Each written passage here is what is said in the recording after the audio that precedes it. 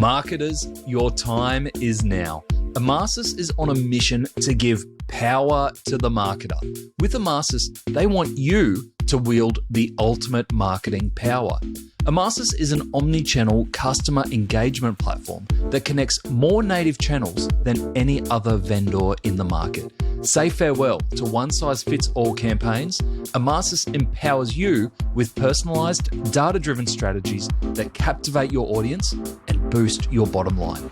Just ask Adore Beauty, Pet Circle, Total Tools, and City Beach. They've experienced firsthand the game-changing impact of Ecommerce on their marketing efforts. Seize the reins of your marketing destiny today. Embrace Ecommerce and watch your business soar to new heights. Visit Ecommerce, that's E-M-A-R-S-Y-S, ecommerce.com now.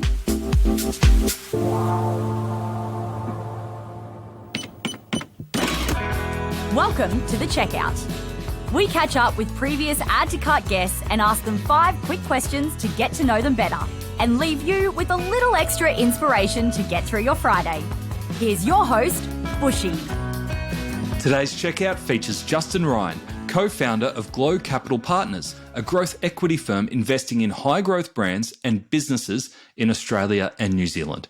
Having led 22 private equity investments and being a big fan of partnering with innovative entrepreneurs and founders, Justin started Glow Capital in 2021 alongside Kate Morris of Adore Beauty. Earlier this year, they secured their first major investment, Cargo Crew. Justin, welcome to the checkout. Thank you for joining us. We had a great chat around all things private equity, some of your recent investments and your historical investments, and what you look for in a founder and also an e-commerce business was really, really enlightening. We're here to learn a little bit more about you. 5 quick questions. Number 1, what's the weirdest thing that you've ever bought online? It's not wildly weird, but I do sleep every night with a cushion in between my legs. It stops me sort of turning over too far in my sleep. So That is like become the equivalent of my blankie. And I didn't really even know that I needed it until it turned up online in an ad and I ordered it and it's changed my life. When you travel, do you have to put a special request to the hotel for a special in between the legs pillow? Look, it's either a combination of finding a cushion around the place or just going old school. Yeah, with there nothing. You go. So there are dedicated pillows that you buy online for that purpose? Yes. Yeah, it's a sort of carved out thing that fits between your legs. I mean, I don't want to get into it in too much detail, Nathan, because the territory is becoming a little dangerous. We learn a lot about you, actually. That plus the European shoes. That's right. We're getting a good picture of you here, Justin. All right, number 2. Who is your favourite retailer? At the moment, I'm just loving watching the LSKD roll out, and I'm loving watching the July roll out. And for me, I love ordering online. I'm not necessarily one of these people that, loves the retail experience as such, but I think it's just so great to see some of the great brands, great emerging e-commerce brands in this country then converting that brand story into a retail format, bricks and mortar format. So I think they're both doing a super job and I'm loving it. And really exciting, I think, that the sites aren't just set on Australia. Launching stores here, but then also putting the odd store overseas as well to test those markets. 100%. I mean, those two are determined to build great global brands, and I'm following their journey and enjoying it very much. Yeah, great. Great founders. Very great founders. We've had both of them on. I'd love to have them back soon, actually, because so much changes so quickly with them. Number 3, which e-commerce practice do you wish was history? Probably just the pop-up when you go to the site. I mean, sometimes I can't even see the site because the pop-up's so big for the 10% discount. Sometimes I can't work out which button to press to get rid of it. I recognise it's got its uses, but I just feel that pop-up's a little bit overdone. Yeah. What do you think, Nathan? I think unsustainable packaging. I just think there's no excuse for it anymore. There are so many alternatives out there for it. I've got one sitting here on my desk right now. I won't name who the retailer is, but they call themselves a sustainable retailer. It's a cardboard box, it's a recyclable cardboard box, but they've got just sticky tape all over it. And I'm like, there are alternatives to that. That's terrible. It's a simple fix. Can you recommend a book or a podcast that our listeners should immediately get into?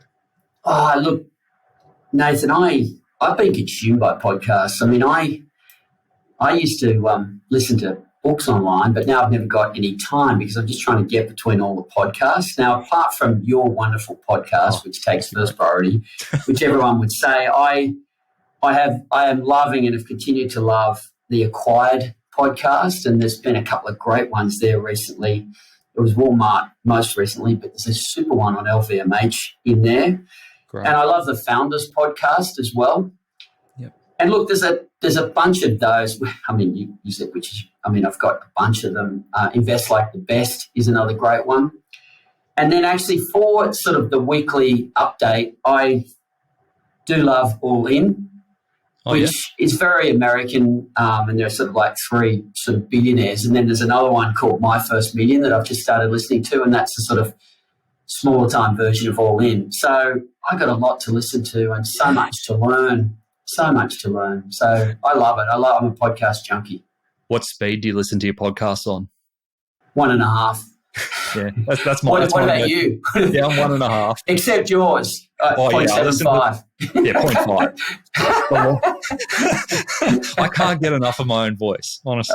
Do you have any podcasts that you go to stay up to date with, say, business news or trends? Well, that All In, I find is sort of, it's a lot of American politics, but it discusses sort of probably mainly American but possibly global sort of big issues of the day. So if whatever's on, they'll be talking about it. I mean, there's another one called The Pivot with Scott Galloway, which is similar, but I like All In better now. Yeah. It's a bit of an acquired taste, though, without wanting to have a play on words on the other one I like.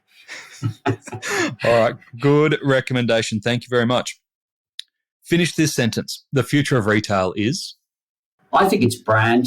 I think brand is trust, whether it's socially or quality. And I think if you're not building a brand, you're not building something that's going to endure. Yeah. That's great to hear from an investment perspective. I know a lot of founders who are pumping a lot of time, effort, care into their brand will be heartened to hear that. Look, I think branding is everything, and yeah, we really believe in it and value it. Justin, thank you for joining us on The Checkout. Pleasure, Nathan. To hear more from Justin, jump back into episode 354, where Justin shares the benefits of having an experienced grassroots founder like Kate Morris at the head of the company. He also delves into the detail of attractive unit economics, and we hear the red flags he looks out for when investing in businesses. Thanks for listening, and until next time, keep adding to cart.